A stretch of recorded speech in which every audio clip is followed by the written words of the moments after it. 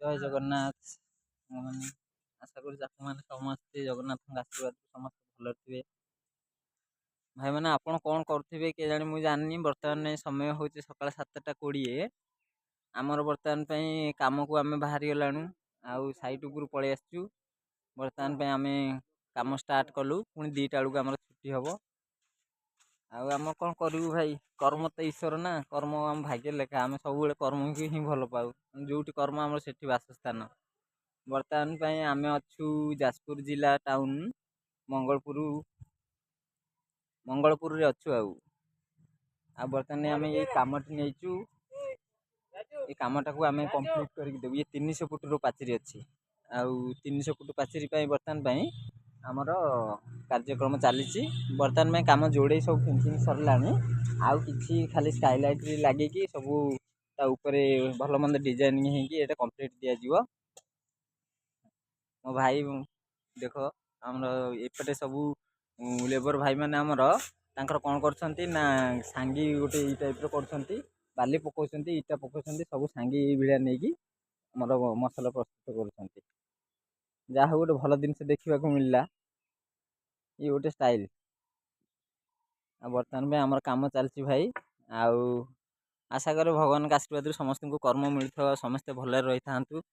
ଯଦି ବି କୌଣସି ଭାଇ ମାନଙ୍କୁ କର୍ମଧନ୍ଦା କିଛି ନ ମିଳୁଛି, ତାହେଲେ ଆମ ସହିତ କଣ୍ଟାକ୍ଟ କରିକି ବର୍ତ୍ତମାନ ପାଇଁ ଆପଣ କାମ ପାଇପାରିବେ।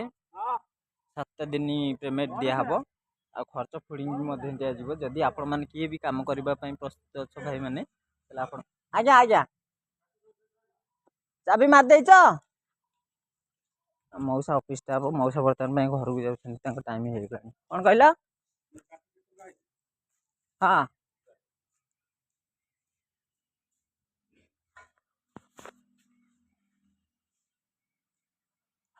ମଉସାଙ୍କର ଡ୍ୟୁଟି ଛୁଟି ହେଇଗଲା। ତାଙ୍କର ରାତିରେ ତାଙ୍କର ଡ୍ୟୁଟି ଥିଲା, ସେ ରାତିରେ ଆସିଥିଲେ, ପୁଣି ସକାଳୁ ସକାଳୁ ଗଲେ। ଆଉ ବର୍ତ୍ତମାନ ଆମକୁ ରହିବା ପାଇଁ ଭଲ ସୁବିଧା ରୁମ୍ଟିଏ ଦେଇଛନ୍ତି। ଦେଖ, ଇଏ ହେଉଛି ଗଭର୍ଣ୍ଣମେଣ୍ଟ ଅଫିସ୍। ଆମର ରହିବା ପାଇଁ ରୁମ୍ ସବୁ ଆମର ଇଏ ମାଇ ରୁମ୍।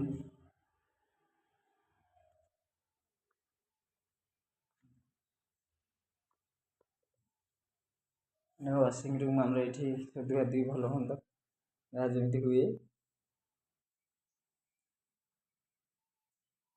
ଜୟ ଜଗନ୍ନାଥ।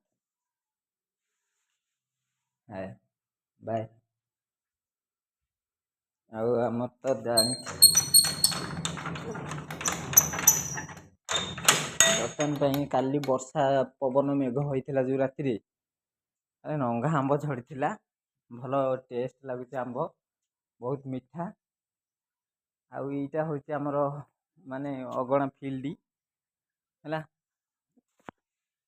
ଏଇଟା ହେଉଛି ଆମ ଅଗଣା ଫିଲ୍ଡ। ତାପରେ ଆମ ରୋଷେଇ ଶାଳ ଏଇଟା। କଣ କରିବା ଭାଇ, ଇଏ ଆମ ସିମେଣ୍ଟ ଗୋଦାମ, ସିମେଣ୍ଟ ଘର। ଏଇଟା ଆମର ରୋଷେଇ ଶାଳ। ଆଉ ଆଜି ତ ଆଉ ଏକୁଟିଆ ଅଛି ବୋଲି ମନ ହେଲାନି କିଛି ରୋଷେଇ କରି ଖାଇବା ପାଇଁ। ଆଉ ସେଥିପାଇଁ ମୁଁ କଣ କଲି ନା, ଥାଉ କିଛି ନହେଲେ ଚଳିବ। କାଲି ଆମ୍ବ ଝଡ଼ିଥିଲା, ବହୁତ ଗୁଡ଼ାଏ ଆମ୍ବ ଝଡ଼ିଥିଲା କାଲି। ଭଲ ଭଲ ମିଠା ମିଠା ପାଚିଲା ପାଚିଲା ଆମ୍ବ ଦେଖ। ଆଉ ରଖିଛି, ଆଉ ଟିକେ କଣ ଭଜା ଭଜି କରିଦେବା। ଗଲା ପଖାଳ ତ ଅଛି ନା, ପଖାଳ ଟିକେ ଖାଇବା।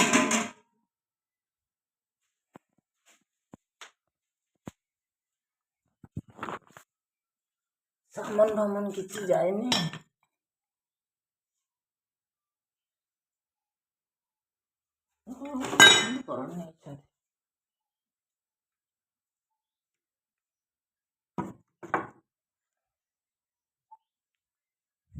କବାଟଟା ଦେଇଦବା।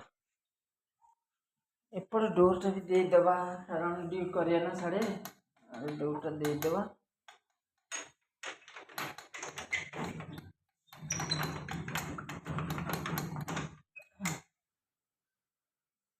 ଡ୍ୟୁଟି ଟାଇମ୍ ହେଇଗଲା।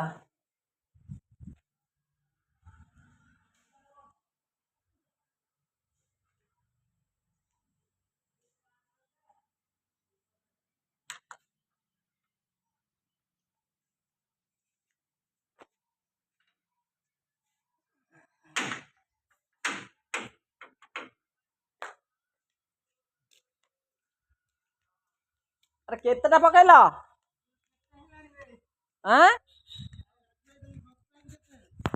हाँ केतेटा पकेइलाण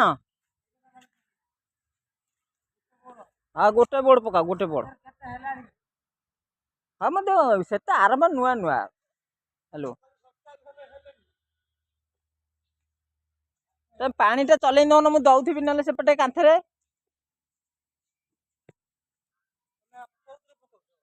यूट्यूब रे इंस्टा पकाउनी इंस्टा पके कौन से सब ये यूट्यूब रे पकाउ तुम तो सब्सक्राइब बढ़िबनी सी एबे नुआ नुआ मु करूची आउ तथापि हेई गेलानी बहुत चलती भगवान का आशीर्वाद लक्ष्य ହେଇଗଲେ ସଇଲା ତମର ଆଉ କିଛି କାମ ବନ୍ଦ କରିଦବ